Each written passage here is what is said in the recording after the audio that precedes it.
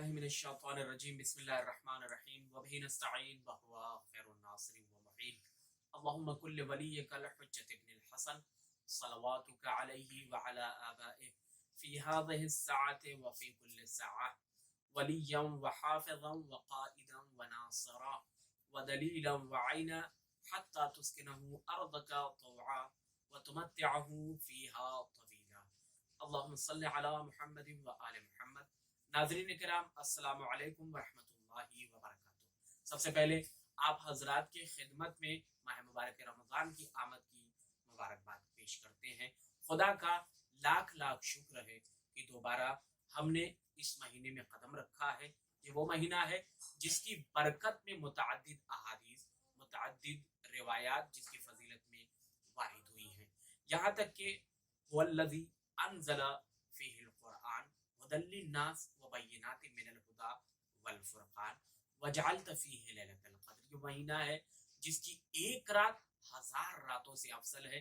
یہ وہ مہینہ ہے جس میں پروردگار اپنے بندوں کی گناہوں کو بخش دیتا ہے۔ یہ وہ مہینہ ہے جس میں پروردگار نیکیوں میں اضافہ فرماتا ہے۔ یہ وہ مہینہ ہے جس میں پروردگار عالم رحمت و برکات کو نازل فرماتا ہے۔ یہ وہ مہینہ ہے جسے ماہ صیام، ماہ اسلام اور ماہ قیام سے تعبیر کیا گیا ہے۔ اسی میں پروردگار عالم نے اپنی بابرکت کتاب نازل کی، دستور حیات کو نازل کیا ہے، اور اسی مناسبت سے ہم درس تفہیم قرآن آپ کے سامنے لے کر حاضر ہوئے ہیں، جس میں سب سے پہلے قرآن کی فضیلت پہ کچھ احادیث آپ کے سامنے پیش کریں گے۔ قرآن کریم ہر طبقہ، ہر نسل کے لیے ہے، یہاں تک کہ ہر طبقہ اور ہر نسل کو اپنی استعداد کے مطابق قرآن سے استفادہ کرنا چاہیے۔ چنانچہ امام علی رضا علیہ السلام سے منقول روایت میں امام جعفر صادق علیہ السلام سے سوال ہوا، کیا وجہ ہے کہ قرآن کو جس قدر بیان اور نشر کیا جاتا ہے، نیز اس میں جس قدر غور و فکر کیا جاتا ہے، اس قدر اس میں مزید تازگی آتی ہے؟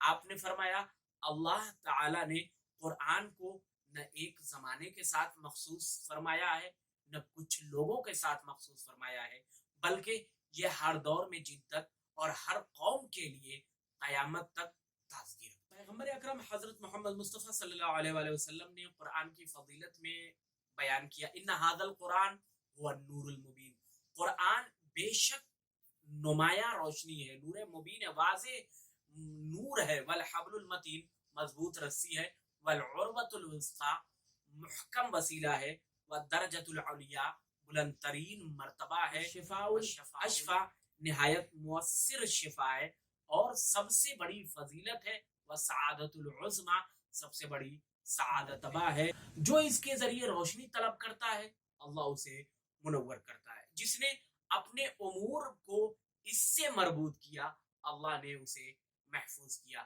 جو اسے متمسک رہا اللہ نے اسے نجات دی، جس نے اس کے کام کو نہ چھوڑا اللہ نے اسے عزت دی ہے، اور جس نے قرآن سے شفا طلب کی خدا نے اسے شفا دی، جس نے قرآن کو دوسری چیزوں پر ترجیح دی خدا نے اسے عزت دی، اور جس نے غیر قرآن سے ہدایت چاہی خدا نے اسے گمراہ کیا، جس نے اسے اپنا شعار بنایا اور لازمہ قرار دیا اللہ نے اسے سعادت بخشی، اور جس نے قرآن کو اپنا امام بنایا جس کی وہ پیروی کرتا ہے، اور اپنی وہ پناہ گاہ بنایا جس کی طرف وہ رجوع کرتا ہے، تو اللہ تعالیٰ اسے نعمتوں والی جنت اور سکون کی زندگی سے نوازے گا۔ اس کے بعد مولا متقیان حضرت علی بن ابی طالب علیہ السلام نے جو قرآن کی فضیلت بیان کی، ثم انزل علیہ الکتاب،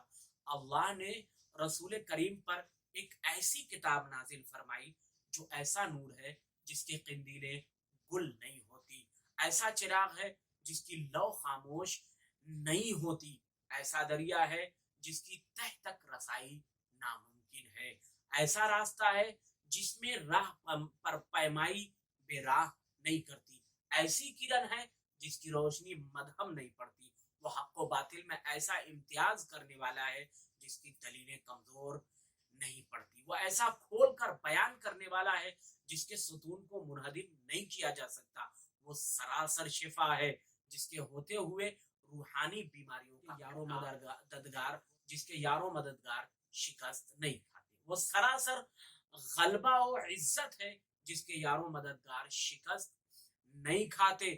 وہ سراپا حق ہے جس کے معاون بے یاروں مددگار چھوڑے نہیں جاتے. وہ ایمان کا معدن و مرکز ہے. یہ علم کے چشموں اور سمندروں سے عبارت ہے. اس میں عدل کا چمن اور انصاف کا حوض ہے.